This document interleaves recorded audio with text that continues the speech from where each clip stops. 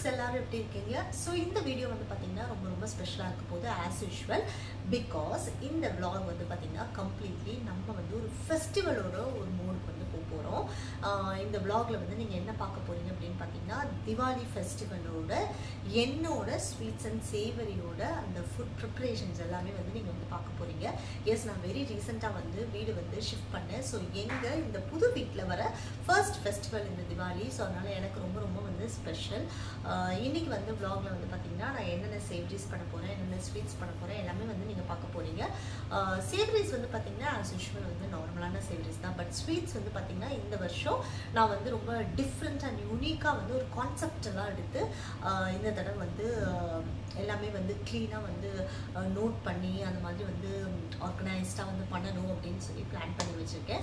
So அது எல்லாமே வந்து இந்த vlogல வந்து நீங்கள் பார்க்க போகிறீங்க. கண்டிப்பாக ஐ ஹோப் இந்த ஸ்வீட் ரெசிபீஸ்லாம் வந்து பார்த்திங்கன்னா ரொம்பவே டிஃப்ரெண்ட்டாக இருக்க போகுது உங்களுக்கு. அது என்ன கான்செப்ட், என்ன தீமில் வந்து நான் பிளான் பண்ணியிருக்கேன் அது எல்லாமே கம்ப்ளீட்லி இந்த வீடியோவில் வந்து நீங்கள் பார்க்க போகிறீங்க. ஸோ வீடியோ வந்து ரொம்ப இன்ஃபர்மேட்டிவாக இருக்க போகுது. பிகாஸ் எப்படி பண்ண போகிறேன், ஸ்வீட்ஸ் சேவரிஸ் எல்லாமே வந்து நீங்கள் பார்க்க போகிறீங்க. கண்டிப்பாக வந்து உங்களுக்கு ரொம்பவே யூஸ்ஃபுல்லாக இருக்கும். ஸோ வீடியோ ரொம்ப இன்ஃபர்மேட்டிவாகவும் இருக்க போகுது.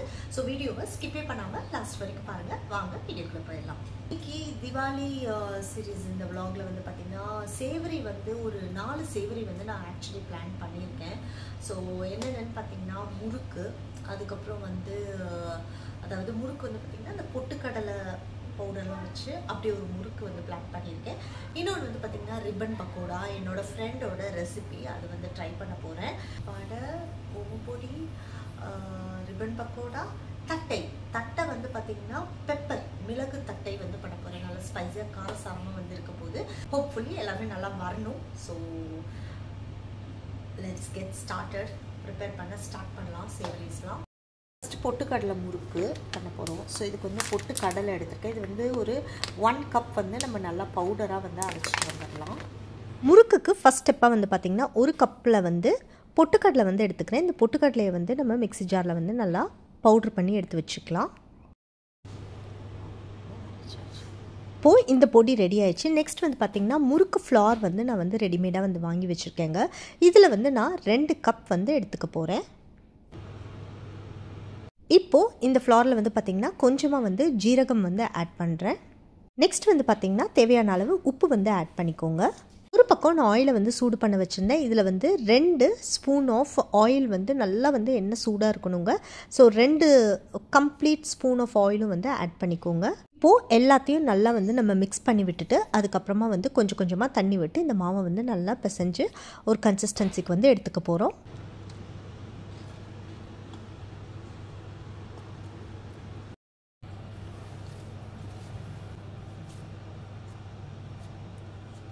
இப்போது மாவு ரெடி ஆயிடுச்சு. நம்ம முறுக்கு போட ஸ்டார்ட் பண்ணிடலாம். ஆயில் வந்து நல்லா கொதிச்சு இருக்கணும்.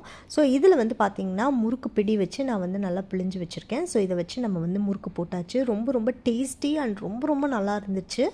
அடுப்பை ஓரளவுக்கு மீடியம் ஃப்ளேமில் வச்சு இந்த முறுக்கு எல்லாத்தையும் வந்து இப்போ நீங்கள் ஃப்ரை பண்ணி எடுத்துக்கலாம். இந்தளவுக்கு சூப்பராக வந்திருக்கு. நெக்ஸ்ட் வந்து பார்த்திங்கன்னா ரிப்பன் பக்கோடா பண்ண போகிறேன். இது என் ஃப்ரெண்டோட ரெசிபி. ஸோ ரைஸ் ஃப்ளார் எடுத்துக்கோங்க. அதுக்கப்புறம் வந்து பேசன் ஃப்ளார் வந்து எடுத்துக்கோங்க. ரைஸ் ஃப்ளார் வந்து பார்த்திங்கன்னா நான் இன்றைக்கி 1 கப் வந்து ஃபுல்லாகவே வந்து எடுத்துக்கிறேன். இப்போது ரைஸ் ஃப்ளார்க்கு அப்புறமா நான் எடுக்க போகிறது வந்து பார்த்திங்கன்னா பேசன் ஃப்ளார் வந்து பார்த்திங்கன்னா உங்களுக்கு ஒரு 3/4 கப் வந்து இருந்தால் போதுங்க. எந்த கப்பில் வந்து நீங்கள் அரிசி எடுக்கிறீங்களோ அந்த அரிசி மாவு வந்து 1 கப்னால் 3/4 கப் வந்து பேசன் ஃப்ளார் வந்து இருக்கணும். நெக்ஸ்ட் வந்து பார்த்திங்கன்னா பொட்டுக்கடலை பொடி வந்து பார்த்திங்கன்னா அது ஒரு 1/4 கப் வந்து எடுத்துக்கோங்க. ஸோ இது 3மே வந்து உங்களுக்கு சூப்பரான ஒரு டேஸ்ட் வந்து கொடுக்குங்க. காரத்துக்கு வந்து கொஞ்சமாக வந்து சில்லி பவுடர் வந்து ஆட் பண்ணுங்கள். உங்களுக்கு கலர் வந்து எல்லோ கலரில் வேணும்னா கொஞ்சமாக வந்து நீங்கள் மஞ்சள் தூள் கூட ஆட் பண்ணிக்கலாம். பட் நான் இன்றைக்கி மஞ்சள் தூள் ஆட் பண்ணல. கொஞ்சமாக வந்து பெருங்காயத்தூள் வந்து ஆட் பண்ணிக்கோங்க. தேவையான அளவு உப்பும் வந்து ஆட் பண்ணிக்கோங்க. ரிப்பன் பக்கோடா வந்து நல்லா சாஃப்டாக இருக்கிறதுக்கு நான் கொஞ்சம் பட்டரை வந்து நல்லா உருக்கி வச்சுருக்கேன். ஸோ கொஞ்சமாக வந்து பட்டர் வந்து இதில் ஆட் பண்ணிக்கோங்க. இப்போது இது எல்லாத்தையுமே நல்லா வந்து ஃபஸ்ட்டு மிக்ஸ் பண்ணி விட்டுருங்க. அதுக்கப்புறமா நம்ம தண்ணி ஆட் பண்ணி இதை நல்லா வந்து மாவை பிசைஞ்சு எடுத்து வச்சுக்கலாம். இந்த அளவுக்கு நல்ல சாஃப்டான ஒரு டெக்ஸ்சராக வந்து வந்துருங்க. இப்போது மாவு ரெடி ஆயிடுச்சு. ரிப்பன் பக்கோடா வந்து போட ஸ்டார்ட் பண்ணிடலாம். ஸோ இந்த அளவுக்கு வந்து நமக்கு சாஃப்டாக இருக்கும். ஸோ ஆயில் வந்து நல்லாவே வந்து சூடாக இருக்கணும். அப்போ தான் இந்த ரிப்பன் பக்கோடா வந்து நீங்கள் போடுறது கரெக்டாக இருக்கும். பட் ரொம்ப கேர்ஃபுல்லாக பண்ணுங்கள். நீங்கள் மேலேருந்து போடும்போது எண்ணெய் தெறிக்கிறதுக்கு ஹை பாசிபிலிட்டிஸ் இருக்குது.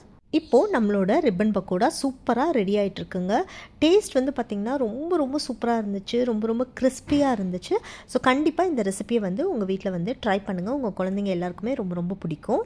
நெக்ஸ்ட் ரெசிபி வந்து பார்த்திங்கன்னா மிளகு தட்டை வந்து பண்ண போகிறேங்க. இதுக்கு வந்து ரைஸ் ஃப்ளார் வந்து நான் எடுத்துக்கிறேன். இதில் வந்து 1 கப் வந்து ரைஸ் ஃப்ளார் வந்து நான் எடுத்துக்கிறேன்.